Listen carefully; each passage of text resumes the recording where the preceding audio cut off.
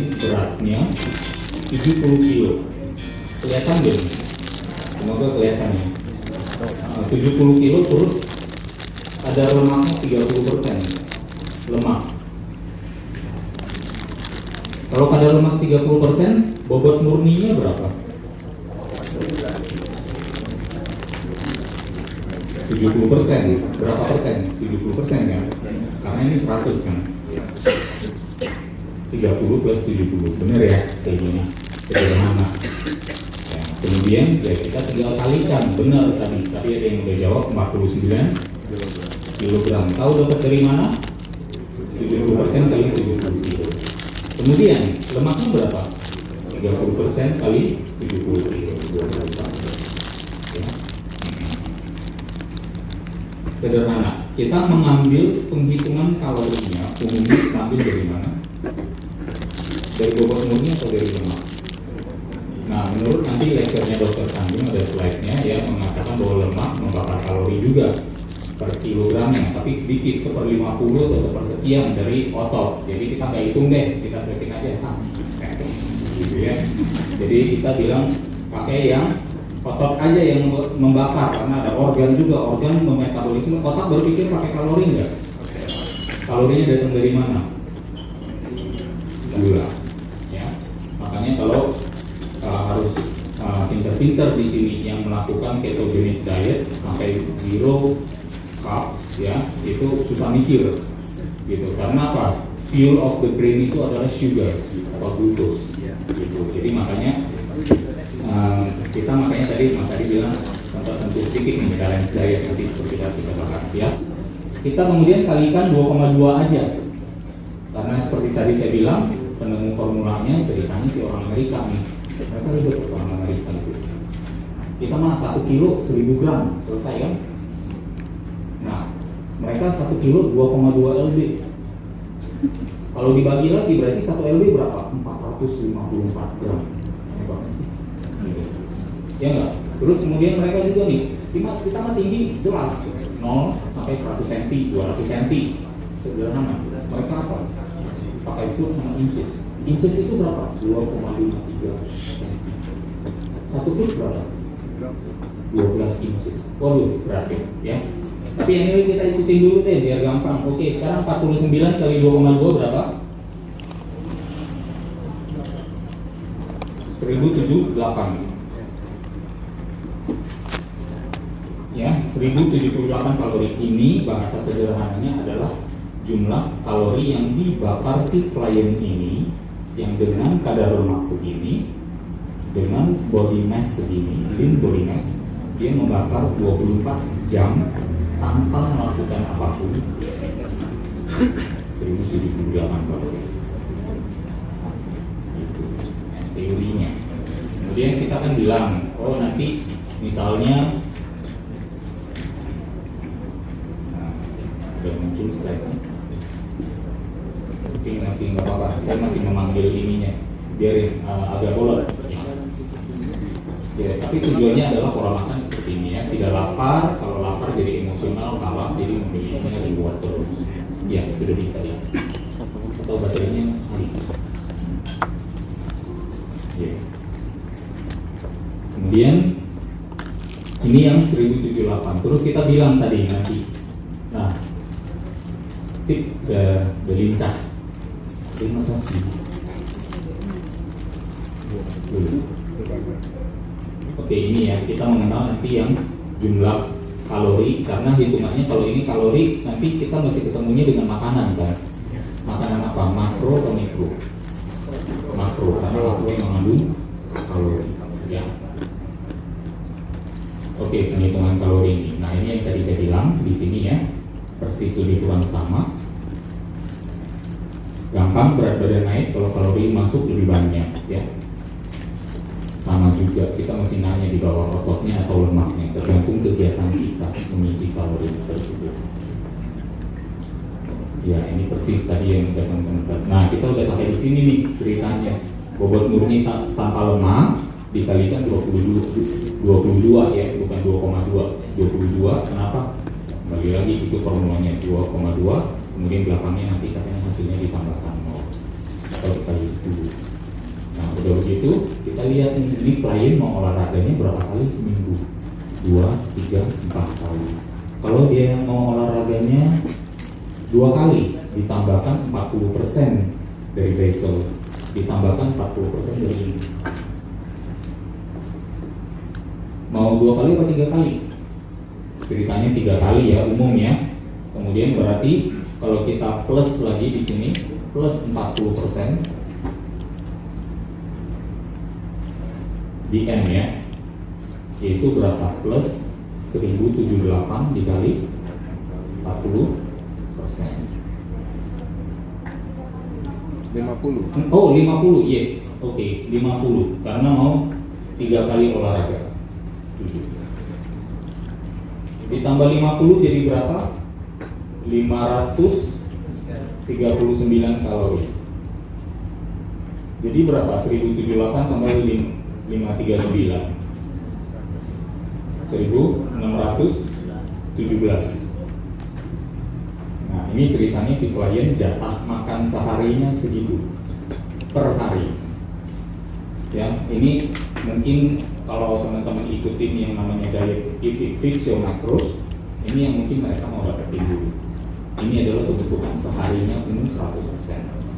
Untuk ketemu 100% ini, biarkan ceritanya samain dulu deh berat badannya ceritanya. Nanti baru kita cari defisitnya, kemungkinan defisitnya bisa dapat dari mana, kan gitu ya.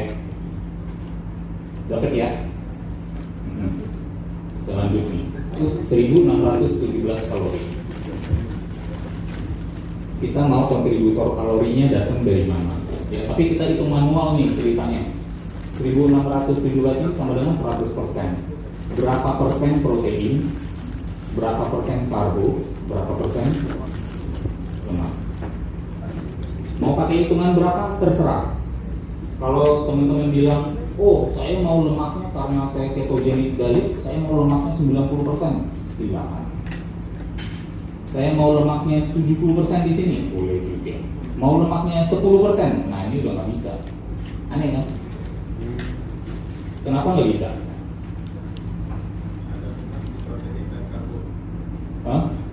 Terlalu rendah, karena karbonya nanti kebanyakan, ya nggak? Nah ini dia tadi kita bilang per gram di sini berapa? Per gram berapa? 5 telur. Per gram berapa? 9. Nah, teman-teman kalau lihat, tahu biasa sumber protein yang paling rendah lemaknya siapa? Dada ayam. Oke. Siapa yang di sini dapat akses ke internet? Coba ketik. Nah, ini trik saya juga yang suka saya pakai. Di Google search nutrition facts of chicken breast.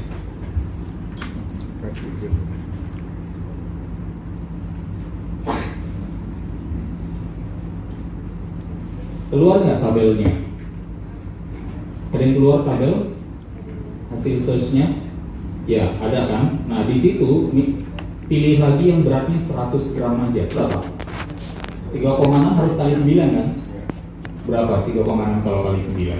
Kita tahu ada jenis-jenis karbohidrat yang glisemiknya rendah. Jadi at least spiking insulinnya nggak terlalu tinggi, tapi tetap bisa dimasukkan ke dalam sebagai glycogen faktor.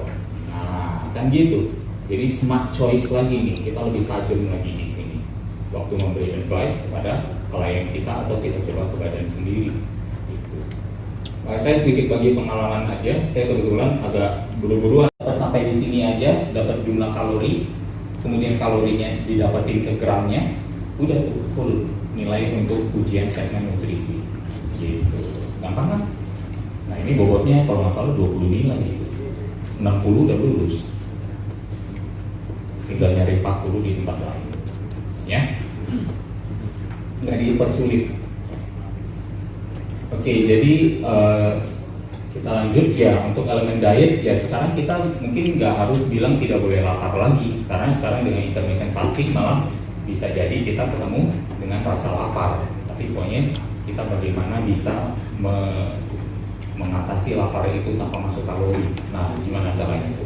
Kalau saya makarnya, kan kita bilang BMR membakar kalori ya.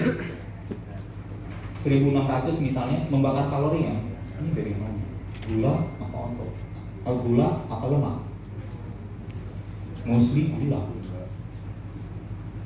Karena di LDL tinggi yang jelek itu katanya. Ya, itu malah diasosiasikan dengan konsumsi karbo yang lebih banyak, bukan produksi lemak. Jadi it's carb yang bikin masalah di kolesterol. Ya, mengapa mengutamakan protein dan sayuran? Nah, justru itu adalah nutrisi yang kita lebih perlukan sehari-hari. Ya. Tidak memperhitungkan yang namanya komposisi badan.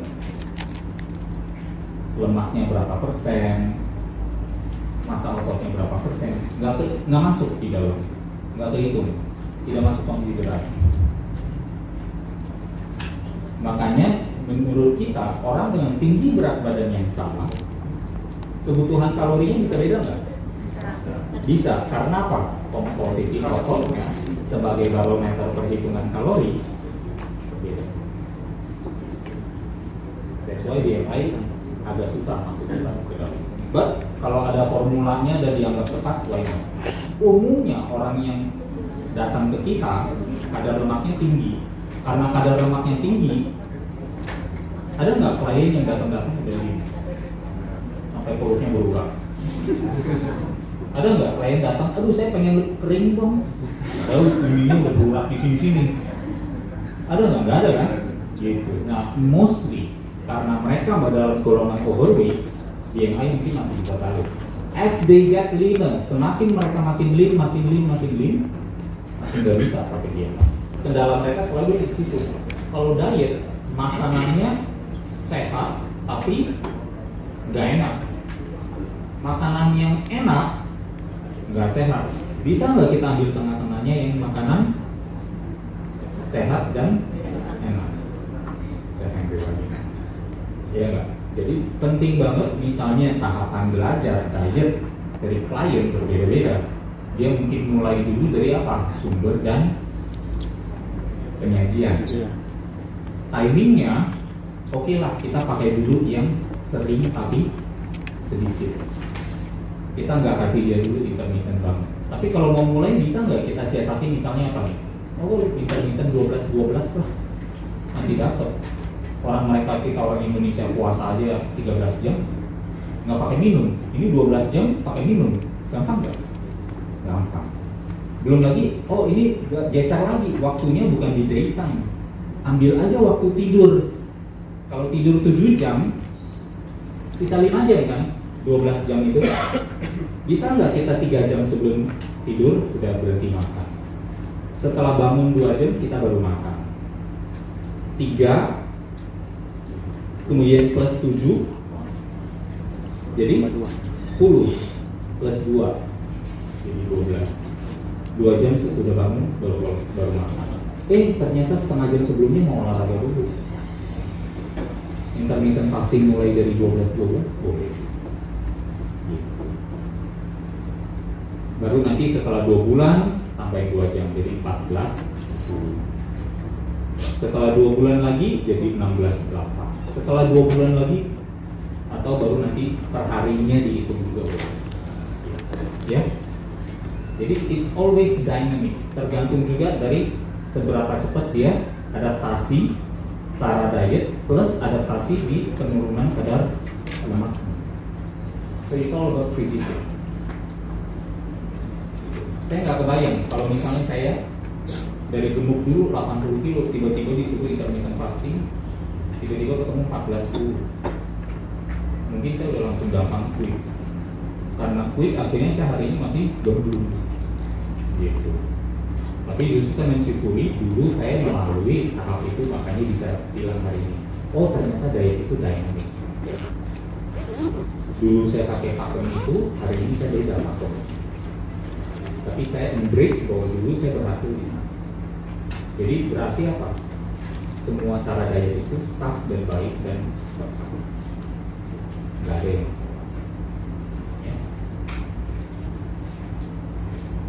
Jadi ini aja sederhana ya biar teman-teman tahu nih. Nah misalnya ini jawabannya yang di bawah ini yang menjadi solusi kita kepada klien. Klien biasa apa? Metabolismenya lambat, kita tingkatkan. yang menambah volume makanan yang masuk. Dia mengeluhkan kalau diet itu sering lapar, jadi minimal dia mengatasi laparnya dulu ya, tapi pada saat yang sama menurunkan kalori yang masuk. Itu kan yang selalu menjadi masalah, bagaimana caranya nurunin kalori tapi tidak menurunkan level lapar kan gitu. Untuk pemulaian diet klien-klien kita selalu ketemunya di sana. Saya kalau ngikutin klien lapar ya, kita terlalu sedikit ya. Ini juga kenapa dia bisa sukses gitu, pilihan sumbernya sehat, dia lebih banyak sayuran, dia lebih banyak dari protein ya. Protein juga by the way adalah apa, nutrisi yang dipakai badan untuk bikin antibody. Waktu kita bilang white blood cell, ada phagocyte, ada IgG, hemoglobin dan segala macamnya ya. Antigen ya, itu semua yang namanya antibody dalam tubuh kita. Dibuat dari apa? Amino acid, dari protein. Dan olahraga meningkatkan apa? Sirkulasi enggak? Waktu olahraga pompa darah cepat kan? Ya, pompa darah cepat, sirkulasi bagus kan? Nah, komponen daya tahan tubuh kita kayak sel darah putih tadi ya, antibody kita itu komponennya ada di mana? Dalam darah. Jadi kalau kita olahraga, sirkulasi kita tambah cepat, patroli dari si antibody ini meningkat ya? Hence yang namanya immunosurveillance. Daya tahan tubuh kita meningkat, satu, karena kecukupan protein. Terus kita olahraga, karena kita olahraga, patroli daya tahan tubuhnya lebih bagus. Jadi in case waktu at point of contact kena virus, kena kuman bakteri baru dari luar, patrolinya udah cepat, lebih mudah teratasi nggak? Iya. Terus jadi OTG dong. Terus jadi OTG, terus ditakuti dong, dihindari. Hati-hati, ya. Malah orang sehat sekarang tidak menginspire orang lagi karena apa? Dia saking kebalnya dia tanpa gejala. Saking kebalnya nggak ada gejala dia ditakuti. Atau bahkan merasa dirinya sebagai satu komponen yang berbahaya. Aduh, saya takut mengunjungi nenek saya. Saya takutnya saya bawa virus. Nanti takutnya pas ketemu dia kena gara-gara saya. Neneknya suruh olahraga, suruh makan protein ya, biar bisa silaturahmi peluk-peluk. Panduan agar diet lebih sukses lagi, part 3. Nah ini kan porsi jarang ya, bergizi rendah, kalori tinggi. Nah ini yang makanya kadang agak susah ya untuk berhasil ya. Nanti teman-teman bisa dapetin kalau mau, saya kompres ke PDF supaya bisa dibaca lebih mudah. Nah resistensi insulin, nah ini yang menjadi masalah kan. Ini yang sering teman-teman tahu nih. Nah ini awal dari obesitas itu pasti dari sini dulu. Obesitas bukan hanya kelebihan berat badan, tapi sebenarnya definisi obesitas kita kalau mau lebih tajam lagi adalah melibatkan orang-orang yang kadar lemaknya tinggi walaupun underweight. Yang sering dibilangnya itu adalah little fat man dan little fat woman.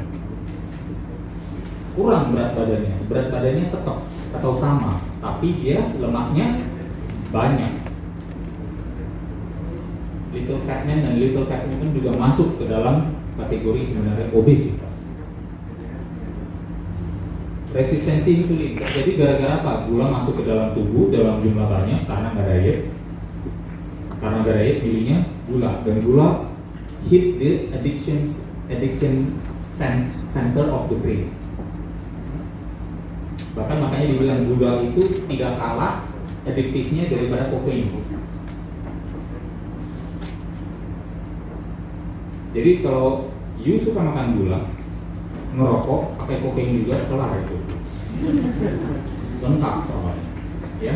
terus banyak gula ada di dalam darah dong. Kemudian tubuh memproduksi yang namanya insulin untuk merespon gula yang banyak di dalam darah itu. Biar apa? Biar dibawa dan mau dimasukin ke dalam sel otot. Pertama sel hati dulu, liver baru ke otot. Setelah otot baru ke, kalau masih banyak lagi sisa baru ke lemak. Ya, kemudian insulin mengetuk pintu sel untuk memasukkan gula ke dalam hati, ya, ke dalam sel hati dan otot. Sel hati dan otot menolak karena masih penuh. Kenapa penuh? Tidak pernah dikosongkan. Apa pengosong yang paling latihan beban? Latihan HIIT juga bisa masuk ke dalam. High intensity interval training. By the way, high intensity interval training dan latihan beban beda. Sebenarnya sama. Siapa yang habis squat detak jantungnya turun?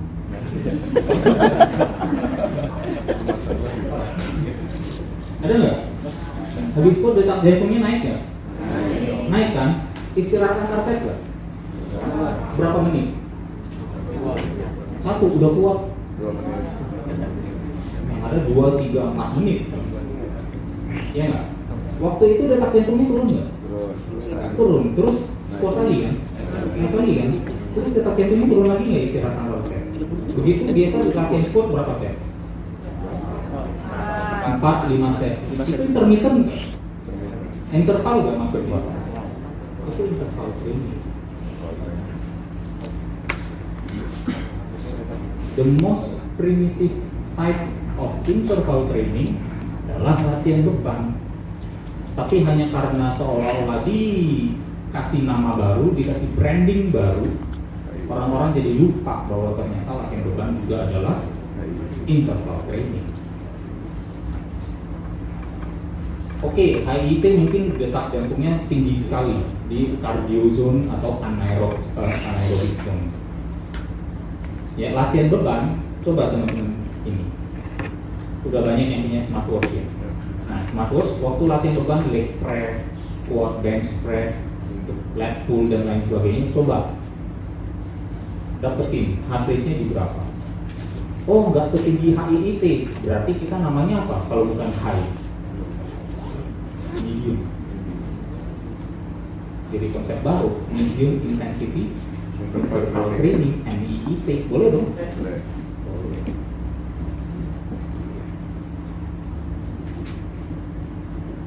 Ada nggak yang mati habis latihan beban? Ada.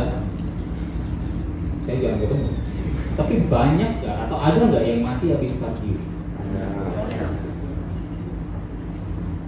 Karena apa? Yaitu kadang ketemunya di MEIT, HIIT, tapi di MEIT ternyata relatively safe. Safer. Jadi kalau klien saya bahkan karena dia sering latihannya di rumah, nggak punya treadmill, karena treadmillnya mungkin agak high-end, latihannya MEIT terus sama saya, berhasil juga. Ya. Nah, ini resistensi insulin sedikit kita mesti bahas karena ini adalah pintu gerbang ke diabetes dan obesitas dan penumpukan lemak. Ya, sel hati dan otot karena nggak pernah dikosongkan, dia jadi menolak akhirnya apa? Gula dan insulin bingung ceritanya, terus beredar dan menunggu diterima. When kita ada di sini, yang saat gula masih akhirnya apa? Ditolak masuk ke dalam sel karena penuh. Di saat dia penuh, ditolak dan berarti gulanya ada di dalam darah terus kan.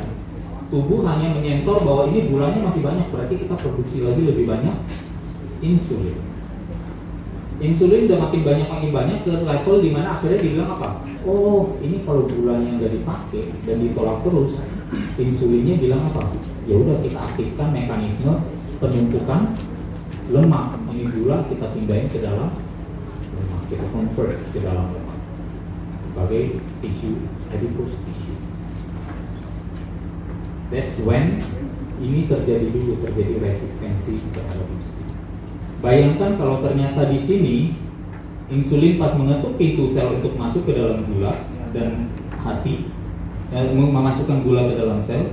Di sini ternyata apa? Sel hati dan ototnya menerima. Kenapa menerima? Karena dikosongkan secara reguler. Karena sering dikosongkan, dia ada ruang untuk menampung yang baru. Itu tidak terjadi resistensi. Itu terjadi yang namanya acceptance. Gitu. Jadi ceritanya pas di sini selnya sensitif terhadap insulin, diketok bentar aja buka gitu. Nah ini digedor-gedor rame-rame nggak dibuka-buka, gitu. Nggak sensitif, selnya duduk, ya.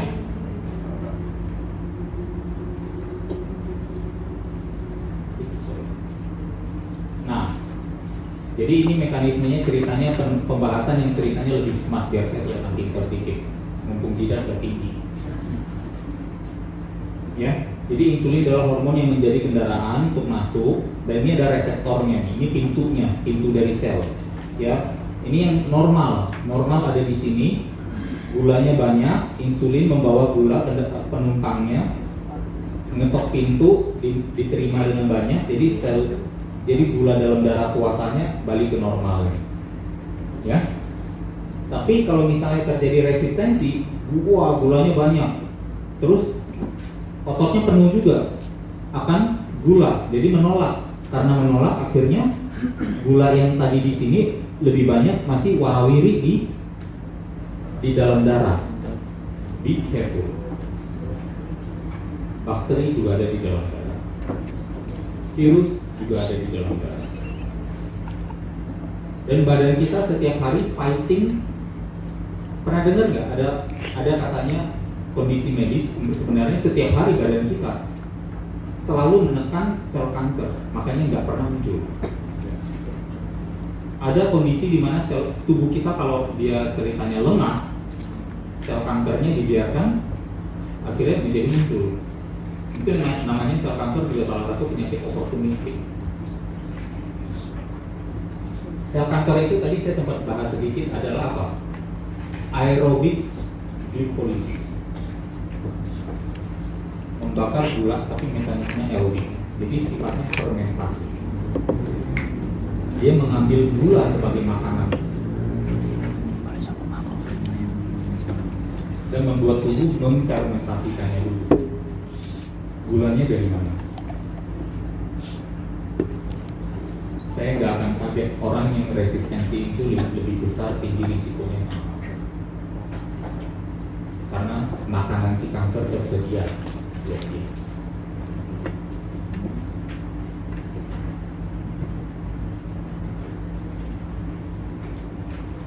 Controlling carbs, kita makin ketemu nih dengan metode diet yang dari tahun 80-an, 90-an, 2000-an sampai sekarang 2020 ya. Metode pengetahuan kita semakin bertambah, pemahaman kita akan semakin bertambah dengan kondisi fisik dan lain sebagainya.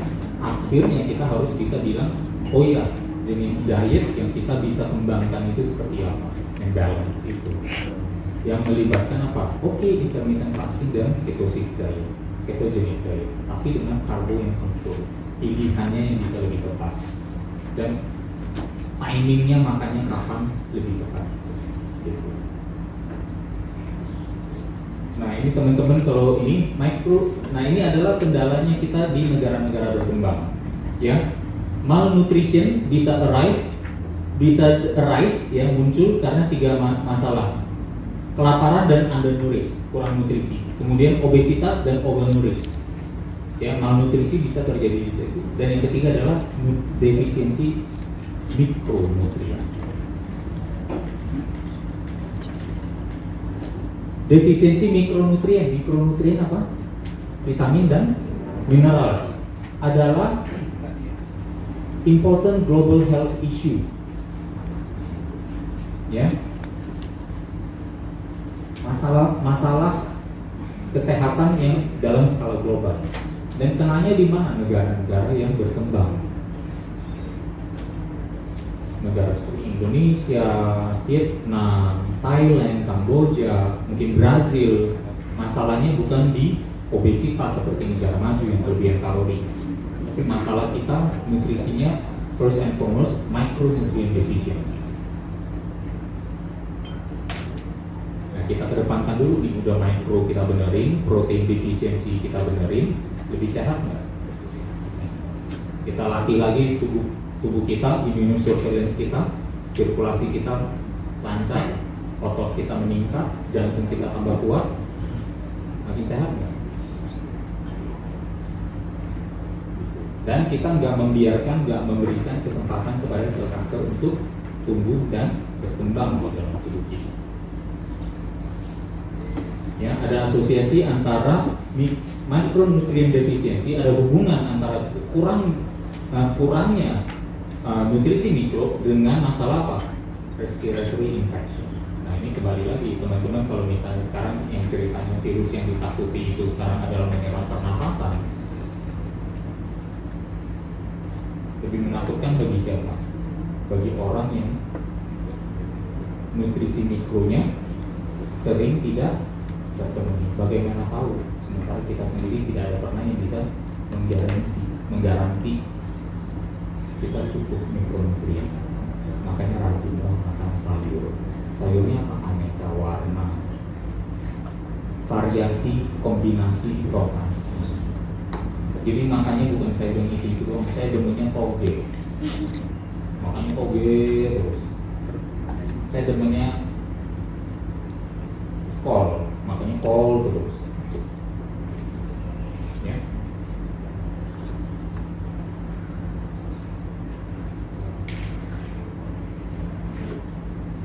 Nah, ini juga ya, teman-teman perlu tahu bahwa ternyata insulin juga meregulasi protein sintesis.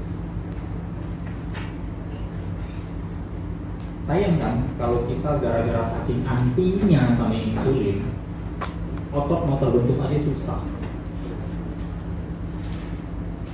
Mungkin bisa terbentuk, ya mungkin 50% capacity, tapi latihnya udah capek-capek. Masukin dikit boleh nggak? Boleh. Tapi jangan yang jenis yang apa? Gula pasir, sirup fruktosa, tepung terigu, makannya donat, martabak.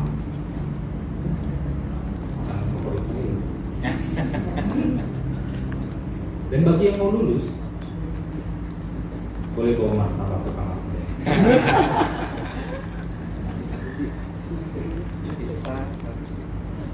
Nah, ini juga ya latihan beban, ya progresif 2 kali seminggu, meningkatkan sensitivitas insulin pada orang pria-pria tua penderita diabetes. Ini studi andalan yang saya sering pakai. Coba tanya, di sini siapa yang latar belakangnya dokter? Jangan-jangan di sini orang dokter.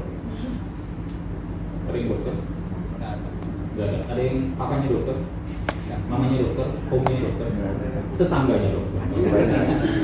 Coba ditanya nanti tetangganya, ada nggak obat untuk meningkatkan sensitivitas insulin? Obat diabetes? Kemungkinan jawabannya tapi di sini lihat nggak, improve sensitivitas dari mana? Progressive resistance training, latihan beban secara progresif 2 kali seminggu. Di orang tua aja, older man bisa. Jadi kalau dibilang nih, saya udah tua masih bisa nggak? Bisa.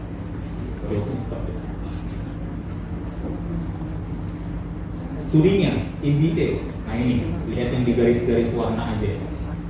Lengan dan kaki kekuatan maksimalnya meningkat 17 dan 18%.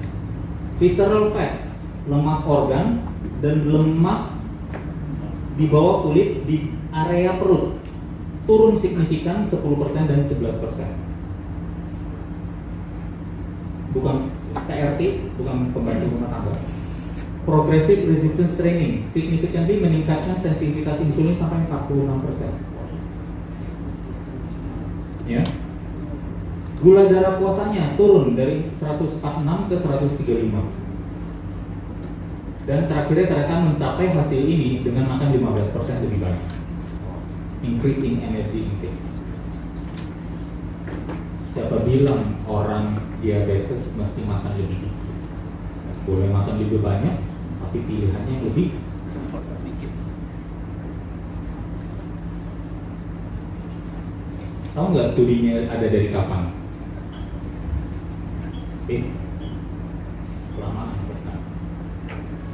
2005. Kita tahunya baru hari ini tahun berapa?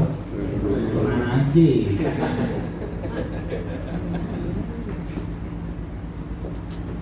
It is your responsibility sebagai seorang trainer, kalau mau dibilang garda terdepan, front pembela otot, ya, untuk update your knowledge di situ, update terus, biar bisa serve klien kita dengan lebih bagus. Karena apa? Kalau kita nggak melakukan ini, siapa lagi? Jelas dokter nggak akan ngasih tahu. Ini cuma jawab. Dia jawab. Nah, konti.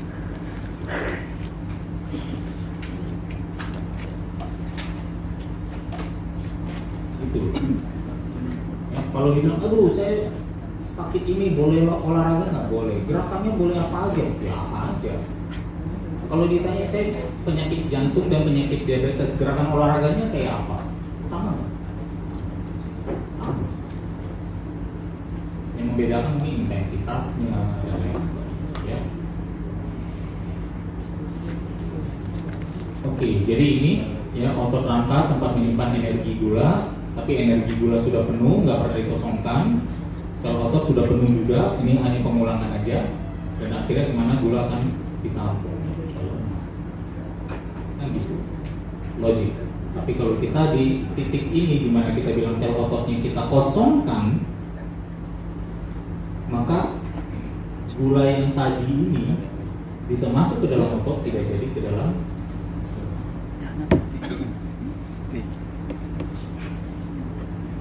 Nah, ini pembuktiannya.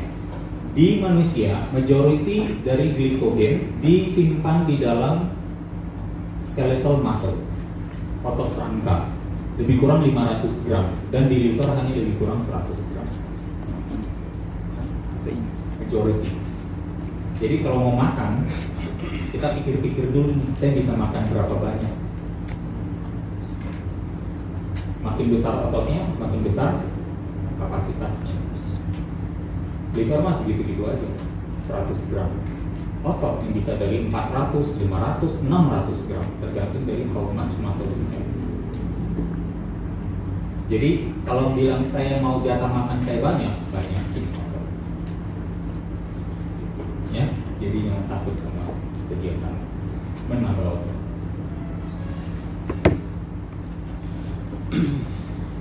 Ini semua manfaat-manfaat insulin, ya, dan bagaimana cara menyiasatinya. Jadi bagi yang tidak memiliki resistensi insulin adalah orang-orang yang regular mengosongkan sel ototnya, gula dari sel otot, sehingga dia tidak resisten, dia accept. Karena tidak resisten, ototnya sensitif terhadap insulin. Di saat itu kita ambil bagusnya insulin sebagai salah satu anabolic hormone. Kalau sel otot lagi butuh repair, udah dirusak. Sel otot waktu dilatih itu waktu latihan beban nih. Otot lagi dirusak, apa otot lagi tumbuh? Lagi dirusak.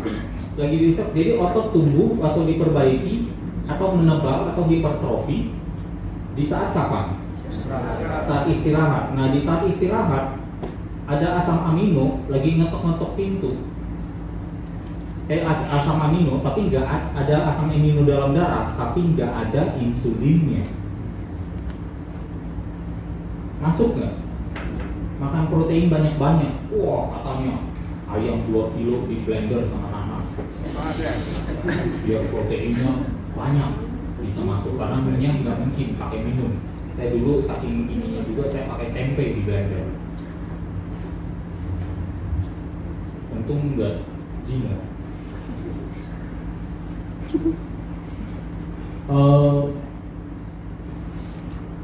At the absence of insulin, ada asam amino, mau repair otot itu mudah atau susah? Most likely jadi susah. That's why insulin selalu dinamakan anabolic hormone. 3 anabolic hormone: testosteron, insulin, growth hormone.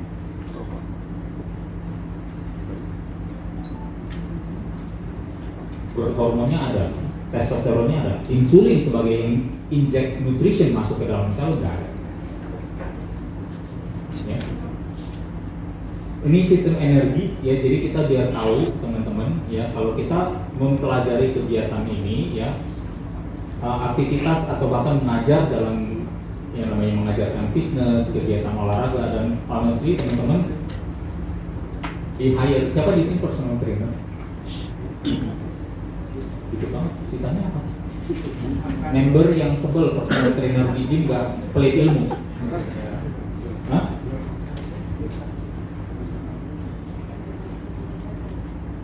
Jadi siapa nih? Trainernya cuma 5 orang saja. 70 yang lain siapa ya? Oke, anyway, ya. Berarti ini kayaknya member-member fitness yang sebel meeting di gym, kalau ditanya nggak mau jawab.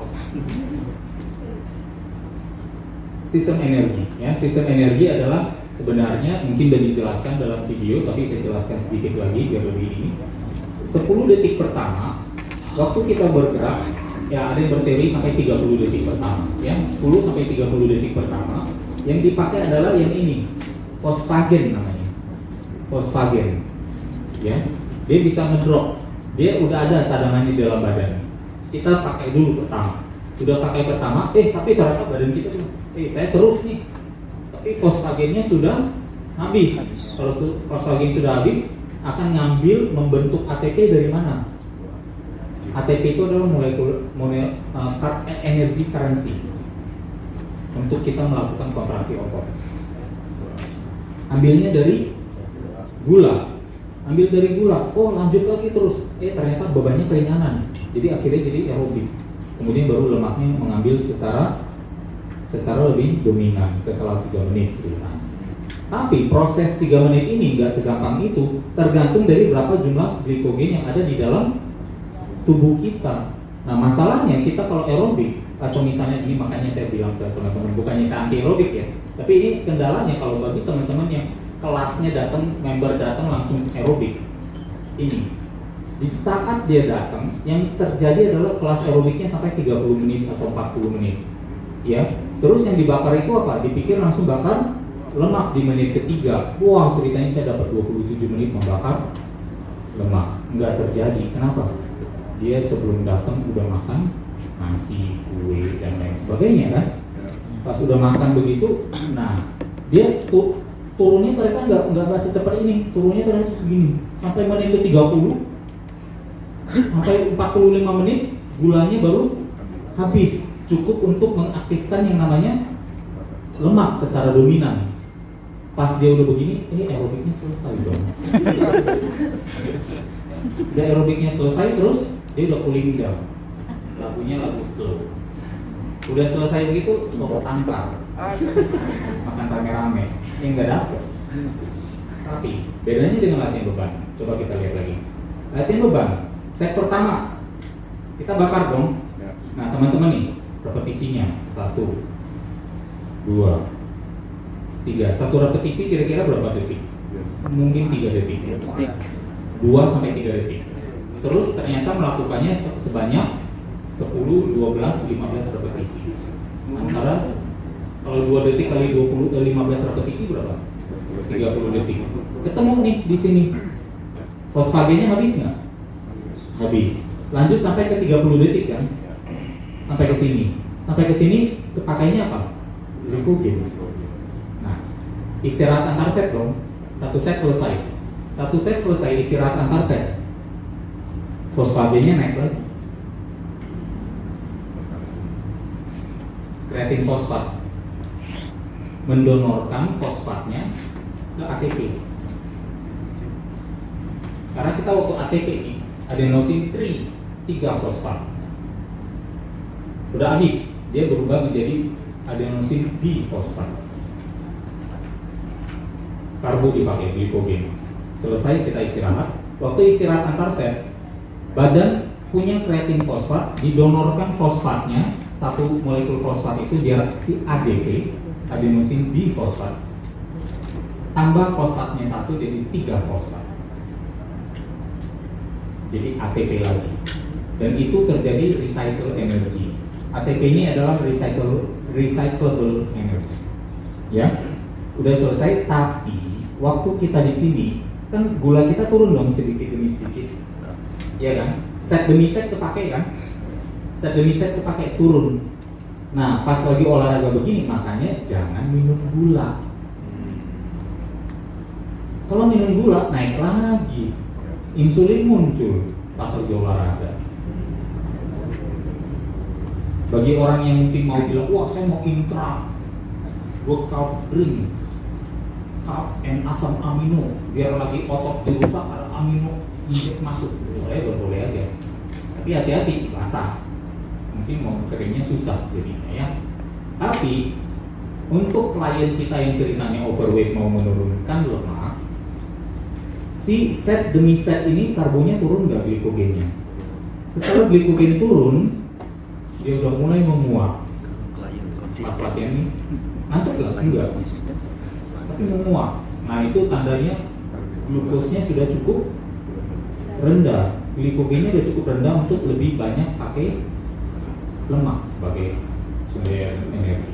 Jadi di saat dia udah mulai, aduh kayaknya udah gelap nih, udah gampang ini, atau udah ceritanya tadinya rewel pas awal mulai latihan ya, glikogennya habis banyak, tapi habis latihan 20 menit tiba-tiba dia udah lebih malas ngomong. Ya kan? Terus, oh ya ini set berapa ya? Mulai lagi. Nah di saat begitu, ini udah ketat. Karbonya, glikogennya udah turun, oke, pindah yuk ke treadmill. Pindah yuk ke yang. Dan di sana pun kita masih nemenin, cek detak jantung. Kan masih masuk ke dalam apa? Zona pembakaran lemak, fat burning. Dapetin lagi rumusnya, 60-80% dari detak jantung maksimum. Gitu. 220 di kolom umur. Ribet, masa saya klien datang saya kalkulator dulu gitu. Ya enggak, paling klien ada 10 orang, mana saya ingat nih dia umurnya berapa gitu kan. 170 kurang umur itu dapat 70%. Tengah-tengahnya fat burning zone 60, fat burning zone mulai teorinya sampai 80 kan. Nah kita ambil tengah-tengahnya 170 di kurang umur atau 165 di kurang umur, itu dapat 70%. Plus 20 minus 20 selesai, 60 to 80.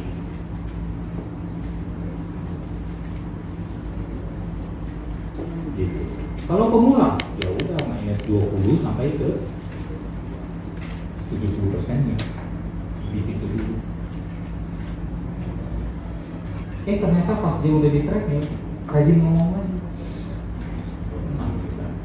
Karena lemaknya. Kalau mau lebih keren lagi, dia treadmillnya 30 menit, ternyata kebakar 270 kalori. 270. Kalau 1 gram lemak berapa kalori? 9. Dia berarti ngebakar kira-kira berapa gram lemak? 30. 270 bagi 9 dapat 30 gram lemak. Ceritanya kita nyetok lemak, kita tuang ke minyak goreng, kita timbang kira-kira ini 30 gram, kita kasih ke dia habis aerobik. Bu, ini yang baru kebakar ya, jangan ditambahin lagi. Semacam anchor aja buat dia untuk tahu saya udah begini, makannya harus dijaga. Masalahnya apa? Klien latihan sama kita seminggu 3 kali 1 jam doang kan? 3 kali 1 jam, hanya sama kita berapa jam? 3 jam. Seminggu ada berapa jam? 7 kali 24, 168 jam. Dia 165 jam itu di luar ngapain? Bisa kita atur.